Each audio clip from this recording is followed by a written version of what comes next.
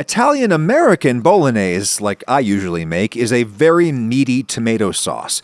But the traditional ragù from Bologna has little, if any, tomato in it. Ragù alla bolognese is a very meaty milk sauce, and it's generally served on fresh egg tagliatelle, which we're going to make without a pasta rolling machine. Do this on a weekend, the sauce cooks for many hours. I'm going to make a smaller quantity today, enough for 4 big portions, but you could double or triple this and have sauce to freeze. The traditional sauce usually starts with pancetta, finely diced. This is pretty expensive where I live. You could skip it, or you could use any other fatty, unsmoked cured meat, maybe 50 or 100 grams. This is 3 ounces, 85 grams. I'm using my Chrissy Teigen pan, but a Dutch oven would be the classic choice, especially for a larger quantity. I would not use cast iron. This is an acidic sauce that cooks for hours, and you could definitely leach out some noticeable iron. I'm just letting my pancetta slowly render out its fat as the pan heats up to medium, and I dice 2 or 3 carrots. Just stir the pancetta every now and then to make sure nothing is burning. You could totally chop your veg in a food processor or grate them, but real bolognese from Emilia-Romagna tends to be pretty chunky, so this is great. Get it cooking in the rendered fat. Celery next. I'm doing this in order of how long each veg takes to cook. Carrots take the longest. Slice these into matchsticks and then cut across to get a nice coarse dice. And I'll get them in the pan. Nice gentle heat. Nothing is supposed to brown yet. I'll probably only need half this onion. Most traditional recipes I've seen use equal quantities onion, celery, and carrot. I'd use about 100 grams of each for 4 portions of sauce. In goes the diced half of onion, and I think I'm going to need some more fat to get all of this veg cooked. Some people use olive oil, but a big knob of butter is also traditional, and it goes with the dairy theme. Okay, for meat, you can use any ground beef, but the Italian Academy of Cuisine prescribes beef from the plate section for bolognese. That'd be like skirt steak. Best I could do was flank, which is a neighboring cut, and I'll grab no more than a pound of this. It's not ground yet, obviously, but if I slice it real thin against the grain of the meat, perpendicular to the extremely obvious meat fibers, and then if I cut across those strips, these should just fall apart into minced meat quite easily. Honestly, I didn't even need to get them this fine. This meat is going to cook for hours, so even bigger pieces will just disintegrate. Something else the Academy recommends is cooking the meat and the veg separately. They say the veg should be sweated gently with no browning, while the meat should be blasted brown, so fine. I'll get the meat in the now empty pan. And then another common thing in Emilia-Romagna is to use a mixture of beef and ground pork.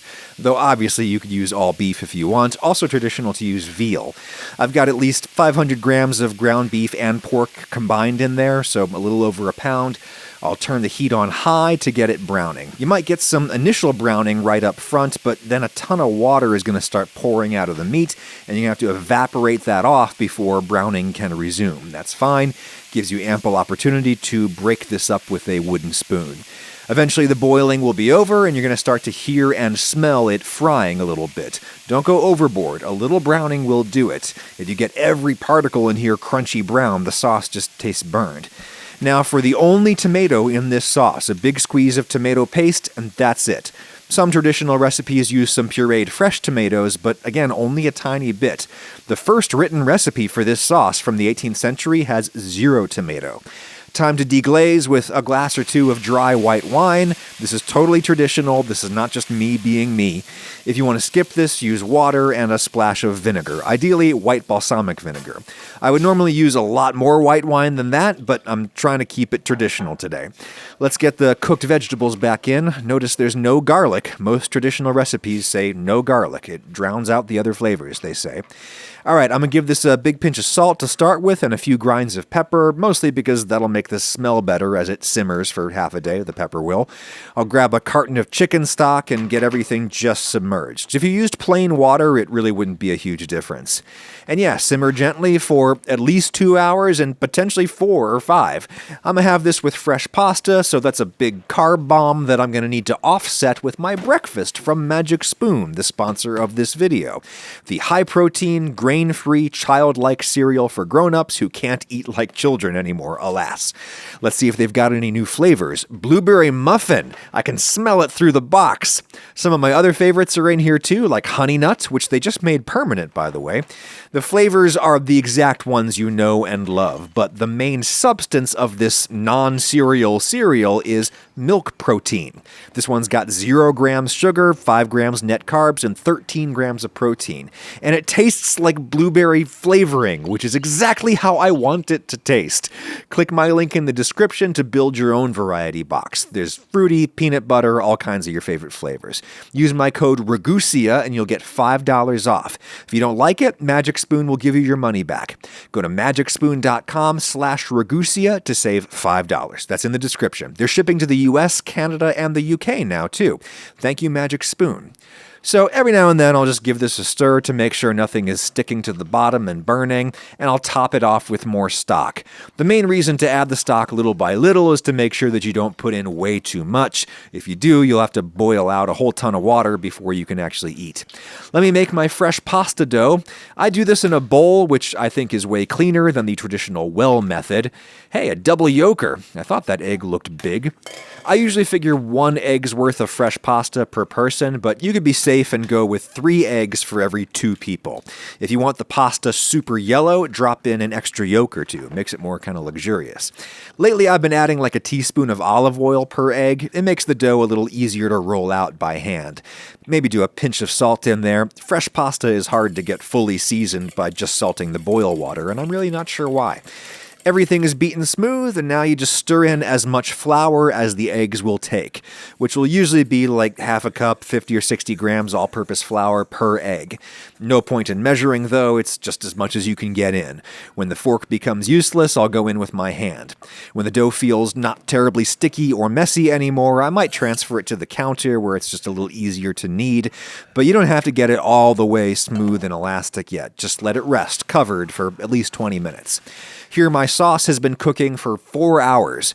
It was edible hours ago, but the long cook dissolves a ton of gelatin from the meat, which gives this a luxurious texture. And toward the end here, I deliberately boiled most of the water out because I wanted to make maximum room in there for milk. Whole milk is traditional, though you can use cream if you're feeling indulgent. It's real good. I don't know, maybe a cup or 2 in there, 300 mils or something, enough to once more get everything just barely submerged. This'll look like dog vomit at this stage, but keep the faith. I think the reason most traditional recipes have you add the milk toward the end is we don't want all of the milk proteins to denature.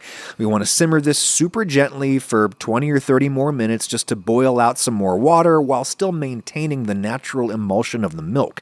That's to help hold the water and fat phases of the sauce together. I've got some water coming to a boil for pasta, and I've got ample time now to roll it out on the counter. Use plenty of flour to keep everything from sticking, and just have at it with the rolling pin. You do this with a rolling pin, and it'll seem at first like it's never going to work. Just keep going. Little by little, you'll see it'll stretch out. You could use a rolling machine, of course, but once I stopped using my rolling machine, I started making fresh pasta way more often. I hate getting out the machine. I hate cleaning it. I hate finding a place to clamp it to the counter, and it's a pain to run the pasta through without a second person to help you feed it as it gets longer and longer. To me, the rolling pin is just much simpler and more pleasurable. Ooh, give that sauce a stir. Don't want to let that milk get too hot and denature those proteins. Maybe I'll give this a flip just to make sure both sides are really well floured. It's really tough to get pasta sheets super thin with just a rolling pin, but I don't care. I like my fresh noodles thick and chonky. Get this very well floured so that it does not stick to itself. I'm draping this over itself a few times to make it easier to cut.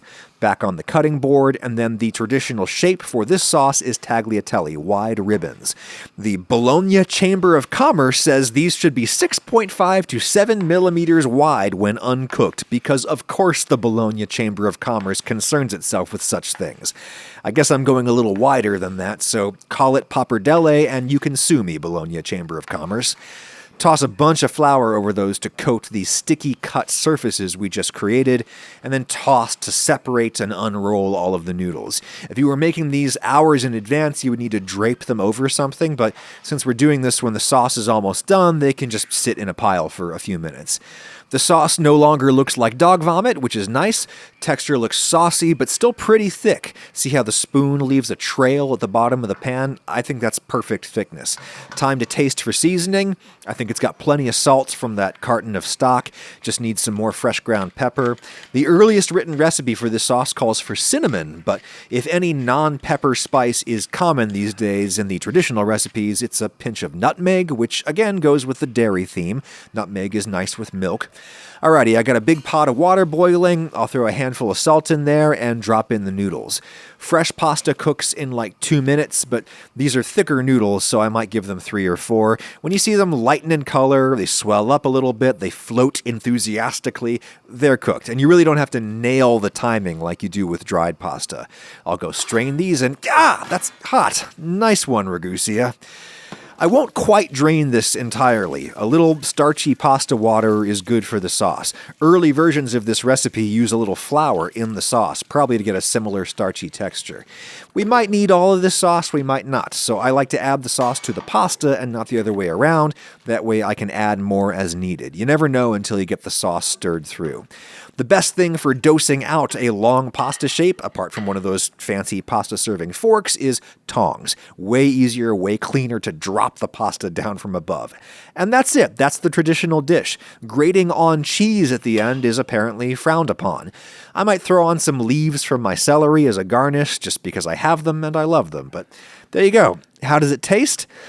To me, it tastes like it could use some more wine and or tomatoes. Traditional bolognese is not acidic enough for my taste, but I really like the dairy component. Contrary to what that scene in Goodfellas would have me believe, I'm honestly not sure I can taste the pork flavor mixed in with the beef, but that honestly might just speak to the mild flavor of American pork. I think I prefer my Americanized chicken liver bolognese, linked in the description. The earliest written Italian recipe suggests some chicken livers too, by the way. But hey, this is good too. A classic for a reason.